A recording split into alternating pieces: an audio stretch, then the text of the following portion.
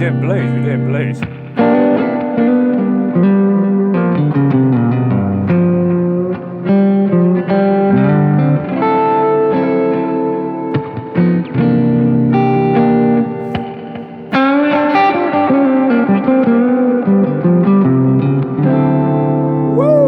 Well, hello folks, hope you're well. Welcome back to the channel. Welcome aboard, new subscribers. It's great to have you along, and it's great to be playing the old Rick again for you. It's kind of an update video, in as much as it's been, excuse me, just activate the vocal cords. It's an update video for you, in as much as it's been 3 weeks. It has been 3 weeks, hasn't it? I think 3 weeks since the first Rickenbacker video. And, you know, really, I wanted to avoid, I could have, but I wanted to avoid the YouTube cliche, this changes everything. But I could have leaned into that, but that's not the sort of channel we are yet. But I certainly could have done that, because the Rickenbacker, the Rickster, that's dreadful, isn't it? The Rickenbacker has honestly changed everything. The other guitars in the room are somewhat gathering dust. All of a sudden, some of them have got a little for sale bubble above them, which for me is very unusual. I'm not going to buy a 360 until I find a ruby. So the first thing today is, if you have a ruby red 360 available, you don't know about this yet, do you? If there's anyone out there with a ruby 360 available, get in touch on the Gmail. But that's enough chit chat. Let's get straight into it, shall we? If you notice that it's a little bit louder today, that's the first thing. Everything has changed. The first thing that's changed is that the old pedal board is back. We'll come on to that later. You don't need to see that just now. The old pedal board's back. Let's hear it. So it's a bit noisier, basically. Here we go.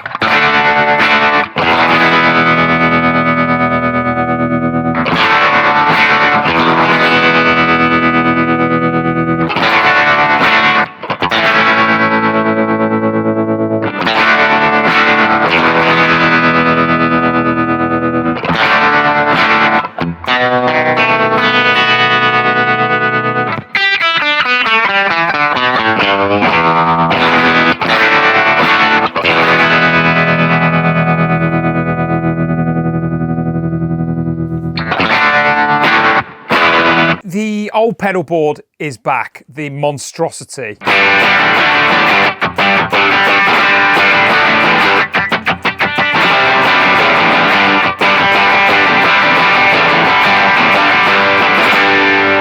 Definitely going to get a copyright on that, aren't we? But it's worth it, you know.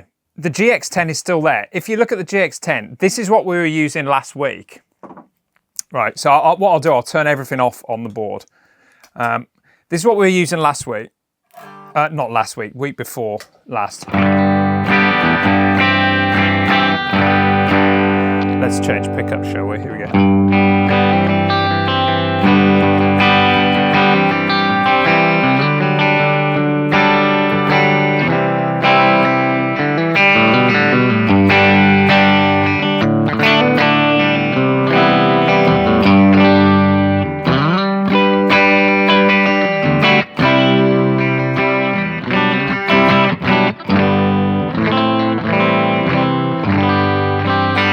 So that is just the GX10 stuff. I will say at this point, what you're hearing is, that's the Ricky Gervais patch, as I've called it. We will look at that in some detail for the Boss GX10 people. If you're interested in that, just give me, let me know if you want to hear it. The Ricky Gervais patch basically will work for any kind of single coil guitar. It's a really cool patch that I have since dissected, as I say. I promised myself I wouldn't do it, but I think I'm gonna have to build a hybrid board, which is definitely going to be another video. I promised myself I wouldn't faff. Like, you know, I've been so happy, and if you're a regular viewer of this channel, you will know that I've been happy with the Boss GX10. But this guitar, this is the first thing that everything has changed. So I'm going to basically do a hybrid board. And the thinking behind this is that the first thing I've learned is that Rickenbackers love compression. Now you're probably thinking, well, the Boss thing has got compression, and yes, of course it has. Also, if you're familiar with the videos on this channel, you'll know that and I'll show you the difference here, right? So we've got a dual amp setup down here. This is going to kill my back today. You'll notice the clean boost is still there. There's the dual amp setup. There's a twin and a JC 120, and there's a reverb, and everything else is gone. So I stripped this patch back, right? The compression in this case is my parallel compression tip, which is fantastic. If if you've heard me play anything using Boss GX10, I've used this little parallel hack because that's how I like compression on guitars. So let's hear the Boss compression first of all.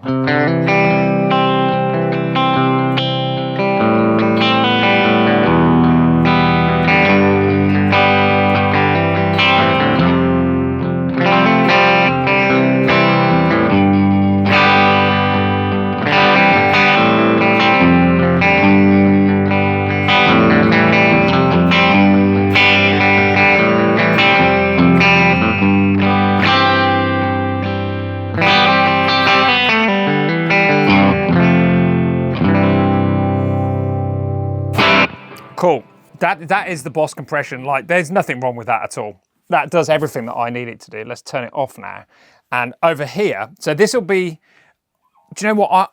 As much as I've sung the praises of the Boss tuner, the TU3 is making a comeback, man. So that's another thing, that everything has changed everything. The TU3 is coming back. I wonder at this point if you can guess which other stuff is coming back, or how I'm going to do this. Drop it in the comments below. Are you subscribed to the channel already? Do you know what? 86%, I'm going to do it, Lou, you ready? 86% of our viewers, so that's about 3 of you, are not subscribed. Are not subscribed to the channel. So please consider subscribing if you're getting value for money here. This is the last proper pedal that I bought, and I've used it for about 5 minutes, and then I bought the GX10. I bought this last year and it is incredible. It's the Keeley compressor. So you get, obviously I've been waffling on a bit, but it's just better. Obviously it's better. Here we go.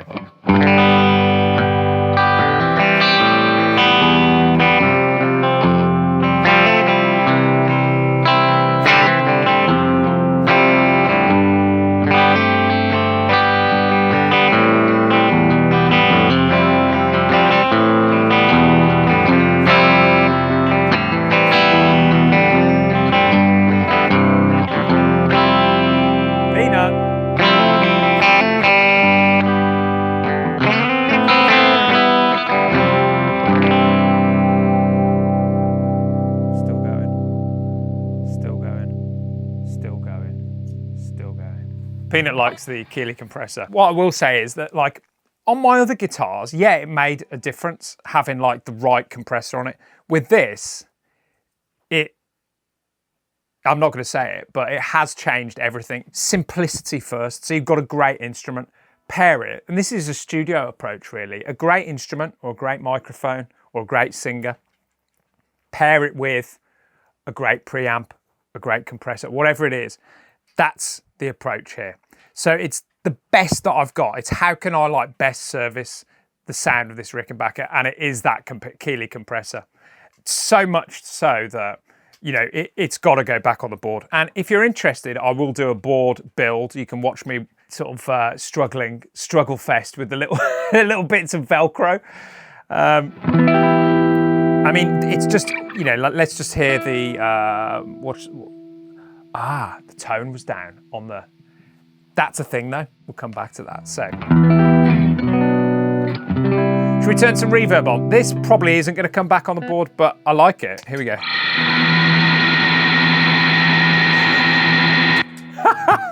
That's not what it was meant to sound like at all.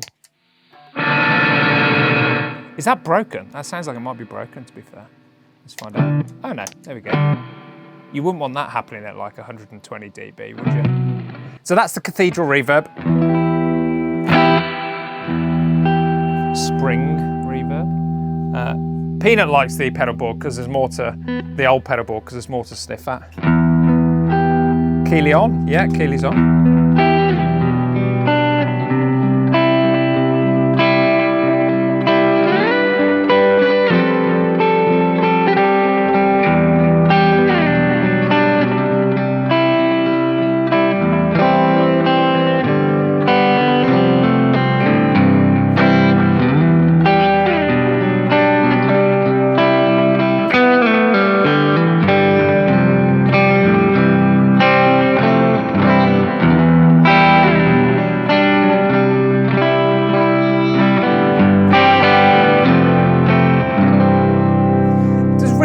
Rickenbackers have keys, don't they?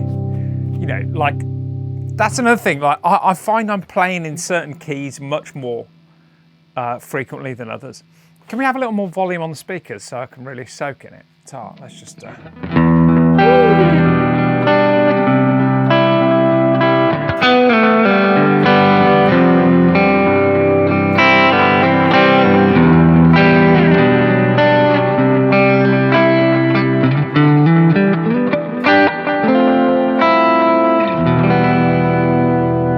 The Line 6 Echo Park, as great as it is, right, that thing is 20, I don't know, it's got to be 20 years old. That is not coming back on the board because, I mean, it's just, live, it's just quite unreliable. But I do love it, but it's not coming back. That probably isn't as well. So what we know, you know that TU3 is coming back. You know that the compressor is coming back. The other thing that's coming back is the Crowd the Hotcake.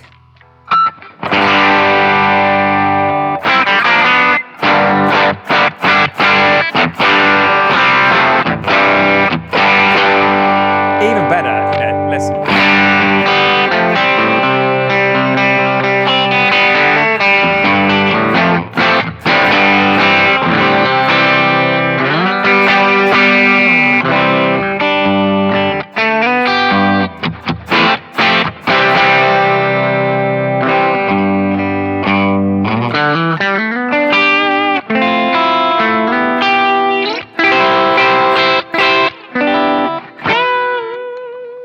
I just did a string bend on a Rickenbacker, there you go.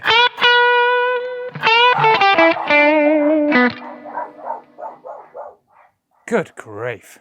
It's no secret, or at least I was told, that Crowd the Hotcakes like Voxes, and I mean, I sadly don't own a Vox. I used to have 2 Voxes that somebody lent me for years, shout out Bill Haig. An AC30 and an AC15, and they were great amps, and I had them for like 10 years, literally. And I got complacent. I thought, I'll never need to buy an AC, anything, because Bill's obviously just like given them to me. And then literally 10 years later, he asked for them back, and now I have a Rickenbacker and I don't have a Vox. So maybe the deluxe reverb will turn into something Vox-like, or something in the middle. Anyway, the Crowd the Hotcake is back. So that's why I brought the Vox up anyway, because Crowd the Hotcakes, I was always told, like Voxes. Neil Finn, of course, Crowd the Hotcake guy, Rickenbacker guy. So it's almost like I've had this Crowd the Hotcake for years and it was just waiting for the perfect guitar. And it's been great on all the others, but it is really good on this Rickenbacker. So you probably want to hear a bit of it, don't you? You know, I don't use a lot of gain, as you know, but I will today.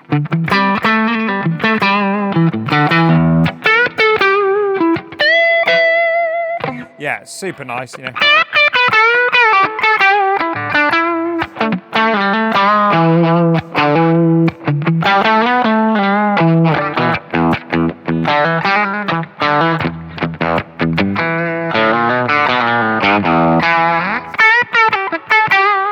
Let's go a little further with it, shall we? Let's turn that down.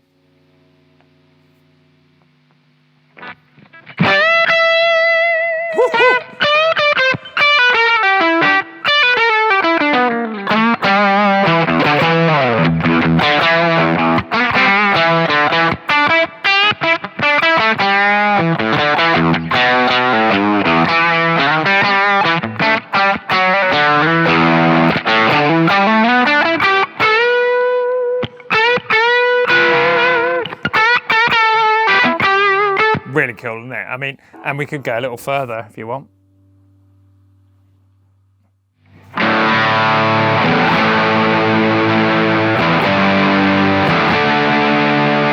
Quick tune up. Pretty crazy.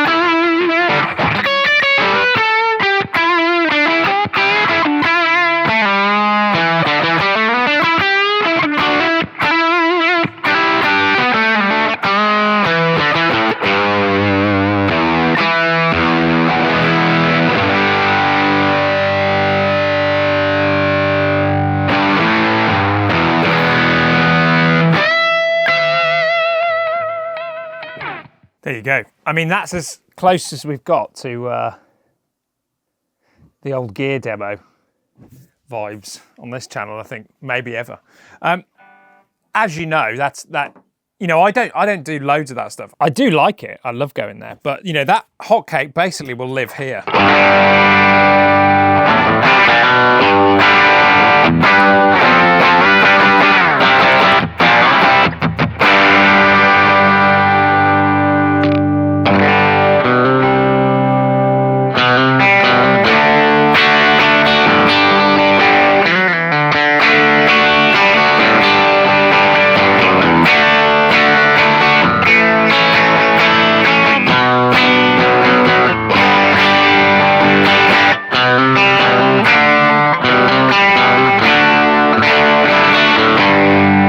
That I think ties up the, you know, you've heard a lot of stuff there. The hotcake, if you want to quickly compare that to my clon on the Boss, here you go.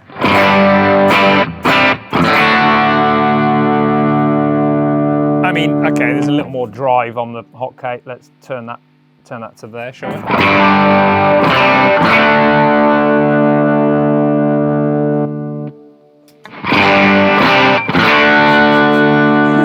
I mean, it is night and day, even for like, what you get with the hotcake that is great, even with the compressor on, is huge amounts of articulation, which this guitar obviously loves.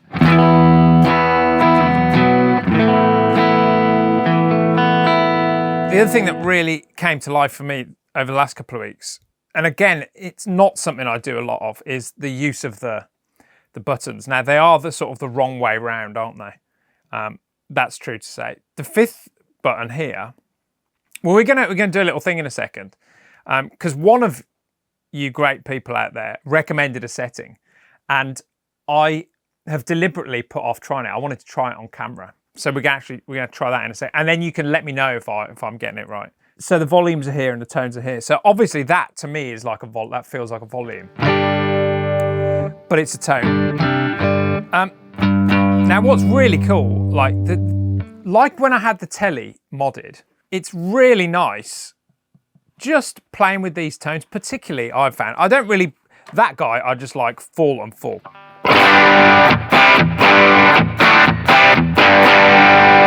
I like that full. You know, I've played with it like that, but this one, right, as you saw maybe earlier in the video, what I've been doing with that is just.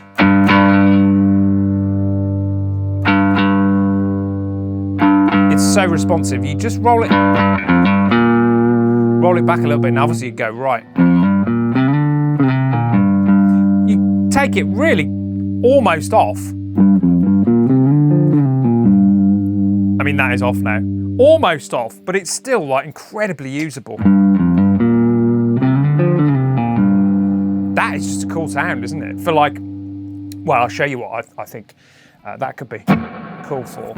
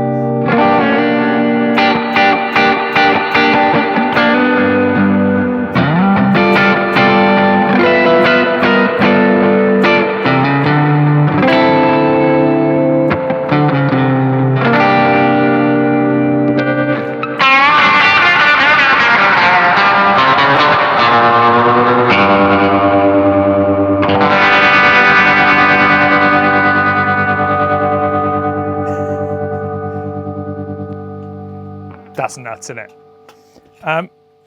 So that tone is brilliant. I don't really like, maybe just I've got a very good tone pot in there. They just, somebody was like, no, give him the really good one on that one. On this one, it does definitely, I mean, you can hear it, you know, it makes a huge difference. It is crazy, the difference that thing makes. The volume's the same. I could do a video on just all of the fun I've been having with that. What I thought we'd do at this point is somebody, like, amazing comment gave me a setting. I haven't practiced this, so let's just get the setting up. So this was off Maurice Revelles. How's it going, Maurice? Thanks so much for this comment. Brilliant. So it goes, I've had my 360 for 29 years, Jeklo, jealous. Presumably you don't want to sell your 360, Maurice. I've looked after her like a little baby, still in excellent condition. That's the thing about this. It's like, it has settled in now to the point where I could gig it. Totally, like, happily play this live. But, you know, I don't want to regret not playing it at live shows, but am I playing the kind of live shows where it's, like, a bit chaotic at times and, like, maybe not the most secure? Yes. Not all of them, but certainly sometimes. If I lost this, I'm not convinced that I could get one, you know, because they're all different, aren't they? One as good as this, again. It's a nice problem to have. Anyway, Maurice bought his 360 from the Flying Pig in Hanwell, London. That's cool. Which was next door to where the original Jim Marshall shop was, both long gone, for 850 quid, new, cash deal. Then he goes on to explain this setting. So here we go. I will put this on clean. Hold the guitar, holding it. Selector in the middle. Fifth knob, turn full to the right. Moving along. Okay, so full to the right. So that's, I'm not using it there. That's interesting. Moving anti-clockwise, I'm hoping next knob, turn full to the left, anti-clock. Okay, volume up, yeah. Along to the next, this will do the volume. Turn right, just under full, clockwise. So just under full, okay. There's full. Hang on, that's anti-clockwise, isn't it? Just under, let's start again. Fifth knob, turn full to the right. Okay, turn full to the right. Okay, moving anti-clockwise. Go down, turn full to the left, anti-clockwise. Interesting. Full to the left, anti-clockwise. Along to the next, this will do the volume. Turn right, just under full. Above that, turn left to the end, anti-clockwise. Then turn right, about 2-3 notches clockwise. Move along. Turn to just under full right, clockwise. Oh, wow. That's cool, yeah. I hope I've done that right. I will check that again. That's crazy, yeah. Let's have a bit of fun.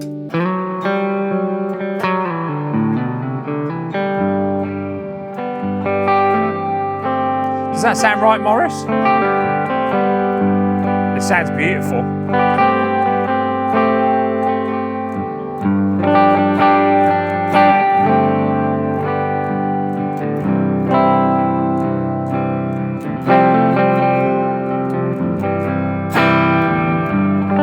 I'd never done that. That's crazy. I hope I've got that right. I'm sort of famously quite bad at following instructions, as Lucy will tell you. But the way you described that, Maurice, you said this will give you a great acoustic sounding bass tone, less jangle. That's true, isn't it? To me, that almost, what's cool about that almost sounds like a kind of a, that reminds me of like a casino or something. My casino, anyway. Or like the humbucker on my telly.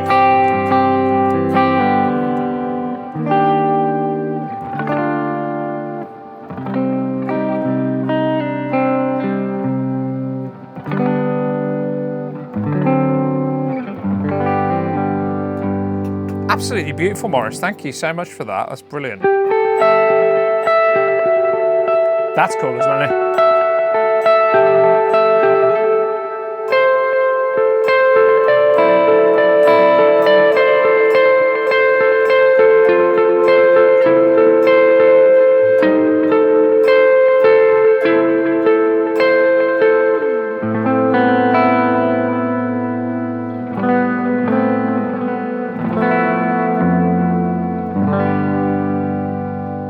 That is just not a tone I would, remotely associate with the Rickenbacker. That's what 29 years of playing the thing will do for you, people. Brilliant stuff. Maurice was one of some absolutely amazing comments. Our comment section is always very, very positive. But this one was like, yeah, it seems like with the Rickies, there's like a real community around them. And everybody needs that, don't they? More of that in the world is a good thing. Rickenbacker YouTube is in itself a rabbit hole in it. There's a guy called the Headless Guitarist, an amazing player, just so kind of unassuming, his channel. He does basically Smith's covers using a great looking Jet Glow 330, I think.